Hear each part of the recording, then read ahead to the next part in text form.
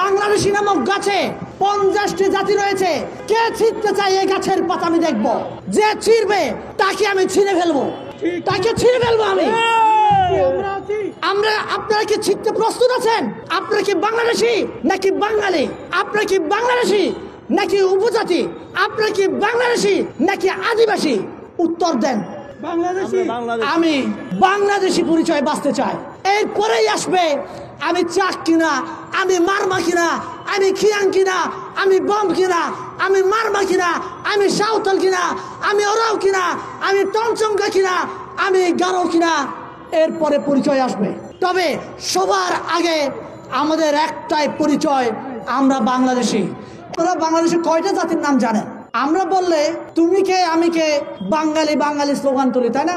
আমরা তো সবাই বাঙালি না, আমরা সবাই বাংলাদেশি। আপনাদেরকে এই যে গাছটা তৈরি করেছি, এই গাছটা হচ্ছে বাংলাদেশি গাছ। এই বাংলাদেশি গাছে 50টি জাতি রয়েছে। গতকাল যে ঘটনা নিয়ে আপনার মারামারি হয়েছে, এই ঘটনার সংক্ষেপে আপনাদের কাছে একটু উত্থাপন করতে চাই। বাংলাদেশের 4টা ধর্ম আছে, হিন্দু, বৌদ্ধ, খ্রিস্টান, মুসলমান। আদিবাসী যে একটা ধর্ম আমি আগে জানতাম না। গতকাল মিডিয়াতে, সোশ্যাল মিডিয়ায় আসার পরে আমি জানলাম আদিবাসী নামে একটা ধর্ম রয়েছে বাংলাদেশে। কিন্তু আমি তো আদিবাসী ধর্মের মধ্যে নাই। কিন্তু যারা এই বিতর্ক তৈরি করার জন্য সূক্ষ্মভাবে ইনজেক্ট করেছে, আপনারা খালি চোখে যাদেরকে দেখছেন, যারা মারামারি করছে, ওরা আসল লোক নয়।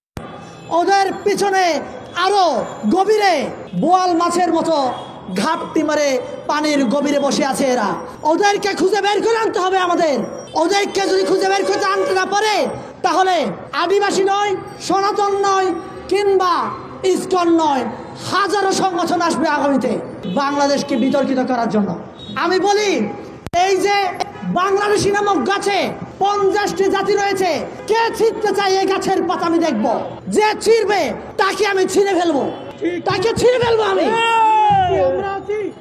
আপনারা কি ছিঁড়তে প্রস্তুত আছেন? আপনারা কি বাংলাদেশি নাকি বাঙালি? আপনারা কি বাংলাদেশি নাকি উপজাতি? আপনারা কি বাংলাদেশি নাকি আদিবাসী?